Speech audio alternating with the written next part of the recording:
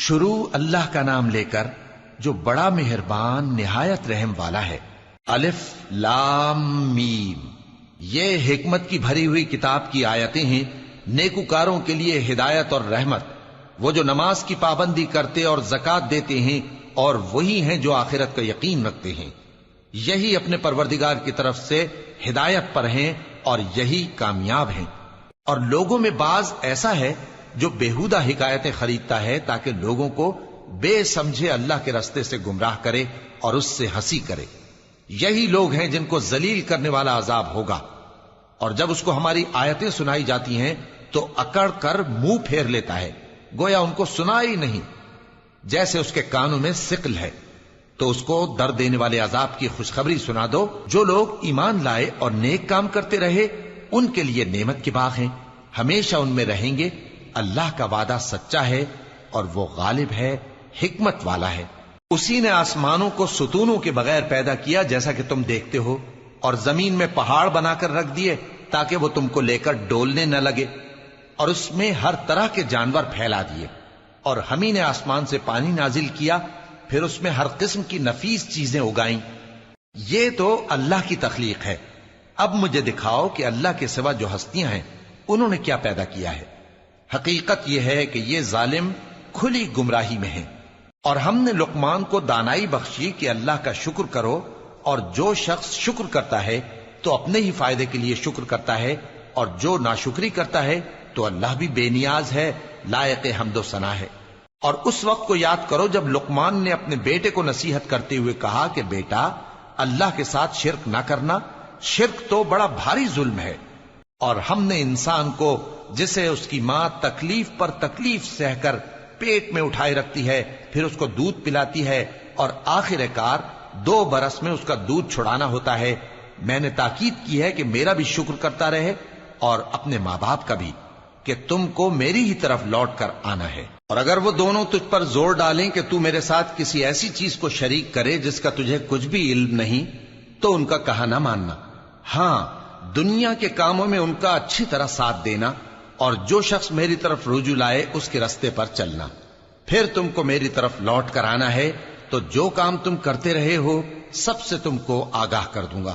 لقمان نے یہ بھی کہا کہ بیٹا، اگر کوئی عمل چاہے رائی کے دانے کے برابر بھی چھوٹا ہو، اور ہو بھی کسی پتھر کے اندر یا آسمانوں میں مخفی ہو یا زمین میں، اللہ اس کو قیامت کے دن لا موجود کرے گا۔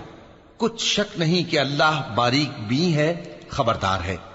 بیٹا، نماز کی پابندی رکھنا اور لوگوں کو اچھے کاموں کے کرنے کا مشورہ دیتے رہنا، بری باتوں سے منع کرتے رہنا، اور جو مصیبت تجھ پر واقع ہو اس پر صبر کرنا، بے شک یہ بڑی ہمت کے کام ہیں۔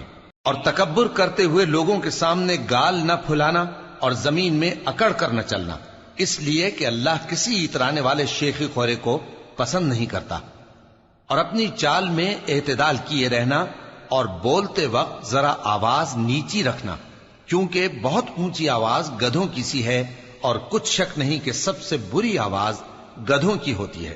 کیا تم نے نہیں دیکھا کہ جو کچھ آسمانوں میں اور جو کچھ زمین میں ہے سب کو اللہ نے تمہارے قابو میں کر دیا ہے، اور تم پر اپنی ظاہری اور باطنی نعمتیں پوری کر دی ہیں۔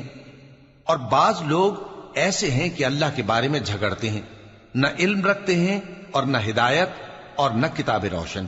اور جب ان سے کہا جاتا ہے کہ جو کتاب اللہ نے نازل فرمائی ہے اس کی پیروی کرو، تو کہتے ہیں کہ ہم تو اسی کی پیروی کریں گے جس پر ہم نے اپنے باپ دادوں کو پایا۔ بھلا اگرچہ شیطان ان کو دوزخ کے عذاب کی طرف بلاتا ہو تب بھی۔ اور جو شخص اپنے آپ کو اللہ کا فرما بردار کر دے اور نیکوکار بھی ہو تو اس نے مضبوط کڑا تھام لیا، اور سب کاموں کا انجام اللہ ہی کی طرف ہے۔ اور جو کفر کرے تو اس کا کفر تمہیں غمناک نہ کر دے۔ ان کو ہماری طرف لوٹ کر آنا ہے، پھر جو کام وہ کیا کرتے تھے ہم ان کو جتا دیں گے۔ بے شک اللہ دلوں کی باتوں سے بھی واقف ہے۔ ہم ان کو تھوڑا سا فائدہ پہنچائیں گے، پھر عذاب شدید کی طرف مجبور کر کے لے جائیں گے۔ اور اگر تم ان سے پوچھو کہ آسمانوں اور زمین کو کس نے پیدا کیا، تو بول اٹھیں گے کہ اللہ نے۔ کہہ دو کہ اللہ کا شکر ہے، لیکن ان میں اکثر سمجھ نہیں رکھتے۔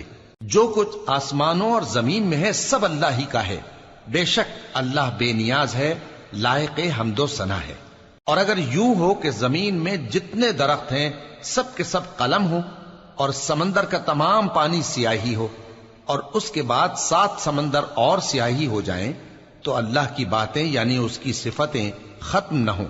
بے شک اللہ غالب ہے، حکمت والا ہے. اللہ کو تمہارا پیدا کرنا اور جلا اٹھانا ایک شخص کے پیدا کرنے اور جلا اٹھانے کی طرح ہے. بے شک اللہ سننے والا ہے، دیکھنے والا ہے. کیا تم نے نہیں دیکھا کہ اللہ ہی رات کو دن میں داخل کرتا ہے اور دن کو رات میں داخل کرتا ہے، اور اسی نے سورج اور چاند کو کام میں لگا رکھا ہے، ہر ایک وقت مقرر تک چل رہا ہے. اور یہ کہ اللہ تمہارے سب اعمال سے خبردار ہے. یہ اس لیے کہ اللہ کی ذات ہی برحق ہے، اور جس کو یہ لوگ اللہ کے سوا پکارتے ہیں وہ سب باطل ہے. اور یہ کہ اللہ ہی عالی رتبہ ہے، گرامی قدر ہے. کیا تم نے نہیں دیکھا کہ اللہ ہی کی مہربانی سے کشتیاں سمندر میں چلتی ہیں تاکہ وہ تم کو اپنی کچھ نشانیاں دکھائے؟ بے شک اس میں ہر صبر کرنے والے، شکر کرنے والے کے لیے نشانیاں ہیں. اور جب ان پر سمندر کی لہریں سائبانوں کی طرح چھا جاتی ہیں تو اللہ کو پکارنے اور خالص اس کی عبادت کرنے لگتے ہیں.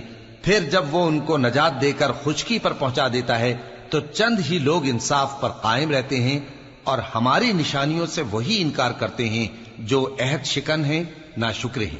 لوگو اپنے پروردگار سے ڈرو اور اس دن کا خوف کرو کہ نہ تو باپ اپنے بیٹے کے کچھ کام آئے اور نہ بیٹا باپ کے کچھ کام آ سکے.